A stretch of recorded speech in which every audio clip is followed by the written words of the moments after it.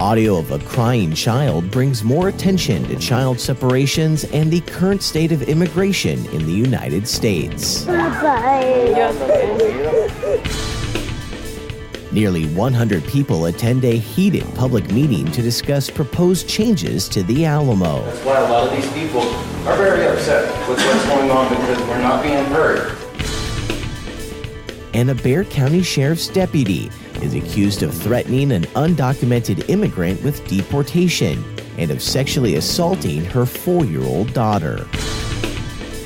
I'm Chance Dorland with your Express Briefing for Tuesday, June 19th. Subscribe to this and other free content at expressnews.com/podcasts. And get each day's top news and sports headlines delivered to your inbox at expressnews.com/newsletters. A weeping child calling Papa, Papa is fanning the flames of outrage over the separation of immigrant children from their parents. The recording of Spanish-speaking children was leaked from a U.S. border facility and first reported by ProPublica and later provided to the Associated Press.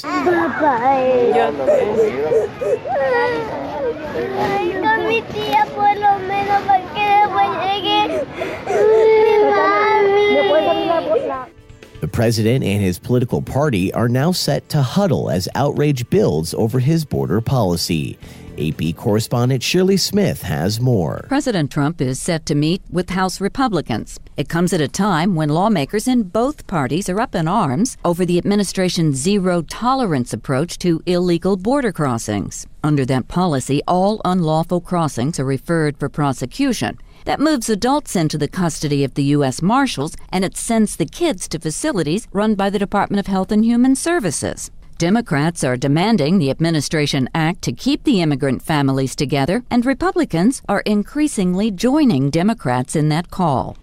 District 123 Texas Democratic Representative Diego Bernal, who represents downtown and north-central San Antonio and parts of the city's west side, along with the city of Castle Hills, discusses the current state of U.S. immigration on today's episode of Puro Politics, a weekly podcast from expressnews.com. The idea of being separated from your child is insane to me. It's crazy. And I think we've seen something like it in other parts of history, and those aren't moments we look back upon fondly. In fact, I think they're sort of a stain on the history of humanity, and we're in the middle of one right now.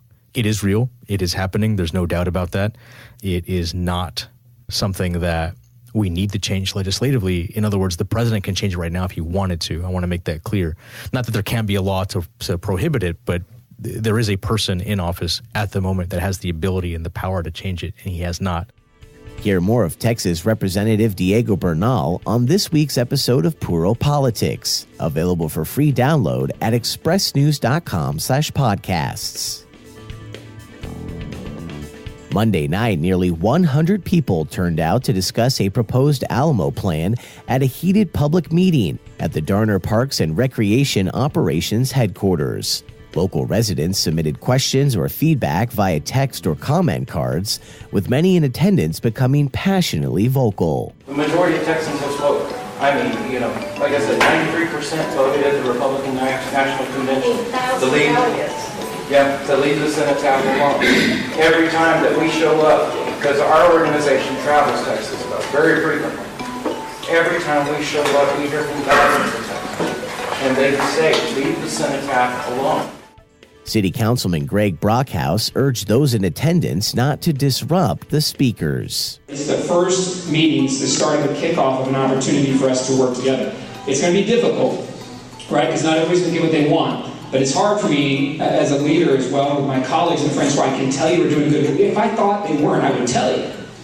But I believe in my heart right now that we're starting off on the right foot. That's as a listener, as a team player, and we give us the opportunity to do the best we possibly can. Members of the design team addressed the group, which sometimes jeered as the consultants acknowledged being from outside of Texas.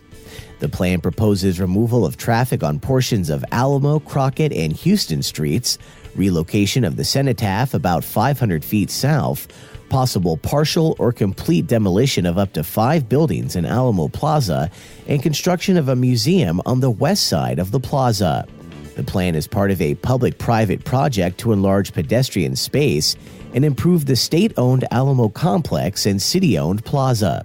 The City of San Antonio, Texas General Land Office, and nonprofit Alamo Endowment are partners, with completion targeted by 2024.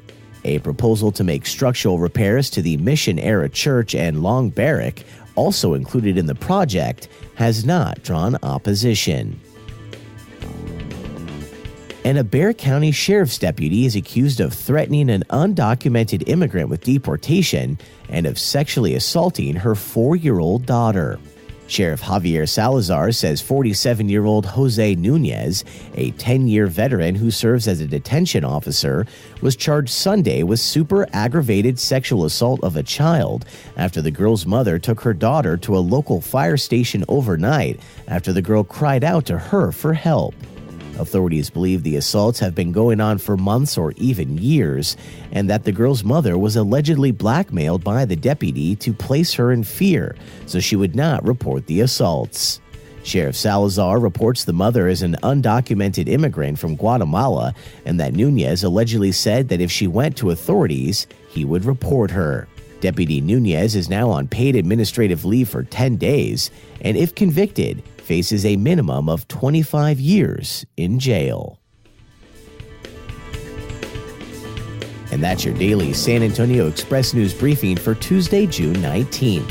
Subscribe to this and other free content at expressnews.com/podcasts. I'm Chance Dorland.